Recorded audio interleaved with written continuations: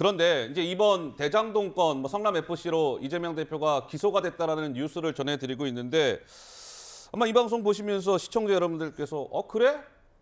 근데 가만히 있어봐. 그거 어떻게 된 거야, 그거. 천화동인 1호 이재명 대표 측 지분 있었다, 없었다 말들이 많았는데 그럼 그건 어떻게 된 거야? 궁금하시죠? 한번 보시죠.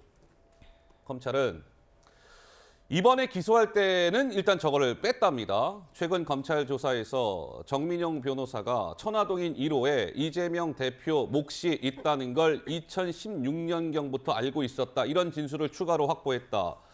천화동인 1호의 지분이 이재명 대표 측의 것이다. 한두 푼이 아니에요. 428억입니다. 근데 어쨌든 정민영 변호사로부터 검찰이 최근에 저런 진술을 확보를 해서 이번 기소 때는 저 428억이 빠졌지만 검찰이 보강 수사를 거쳐서 이르면 다음 달에 이재명 대표를 저 428억과 관련해서 추가로 재판에 넘길 방침이다라는 게 오늘 동아일보 보도 내용입니다. 김수경 교수님, 그러면 428억 저 부분은 수사가 미진해서 빠졌다고 봐야 되는 겁니까? 좀 어떻게 봐야 될까요? 검찰이 아주 최종적으로까지 조심하고 있다고 보여요. 그러니까 조금의 빌미도 주지 않고 완벽하게 사건을 구성할 수 있을 때 그제서 기소하겠다라는 생각이 들거든요. 지금 검찰이 민주당으로부터 지독하게 공격을 받고 있는 입장에서 섣불리 기소를 했다가 되치기를 당할 수도 있고 조직이 폭파될 지경이기 때문에 정말 확실한 경우를 다 고려해서 기소를 할 것이고 만약에 다음 달에 추가 기소가 된다면 그것은 확실하게 검찰이 어떤 물증이든 그런 증거들을 확보했구나라고 우리가 봐도 될 것 같아요. 사실 우리가 저수지 얘기했었잖아요. 저수지에 있었죠. 묻어놓고 이재명 측이 언제든지 쓸 수 있게 만들어진 구조였다라는 얘기가 있었는데 그 범죄를 저지른 사람이 어떻게든 티가 나지 않게 누구도 알지 못하게 돈을 묻어두려고 할 때 이런 정민영 변호사의 이런 증언들이 굉장히 전 결정적으로 작용할 수 있다고 생각하거든요. 물증이 애당초 있기가 굉장히 어려운 구조로 범죄가 만들어졌을 때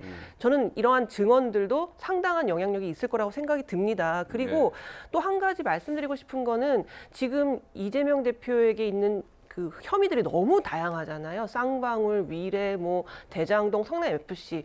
그 모든 건에 대해서 사실을 가지고 검찰의 주장을 반박했어야 되는 거거든요. 자기에게 유리한 정황들을 얼마든지 언론에 얘기할 수 있었어요. 그런데 구체적인 증거는 아무것도 얘기하지 않으면서 무조건 검찰 독재다라고 한 이유가 뭐겠습니까?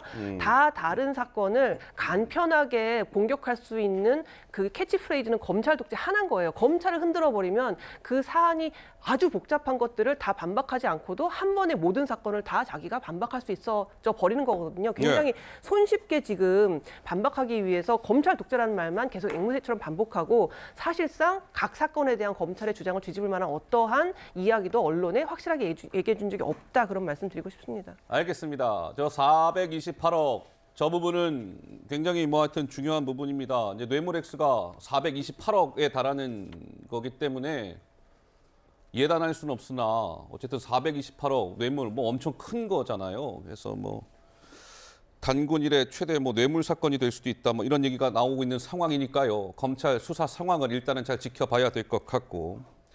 자, 이재명 대표가 오늘 추가로 기소가 됐습니다. 민주당 내에서는 이 대표를 둘러싸고 결이 다른 목소리가 나왔습니다. 한번 들어보시죠. 이 사안은 이미 의원총회에서 정치 탄압으로 규정한 겁니다. 전국적 집회를 통해서도 다 확인된 사안이기 때문에 80조 제3항에 따라서 정치 탄압으로 규정해서 절차적으로 당무위원회에서 의결해서 하는 걸로 그렇게 결정될 겁니다.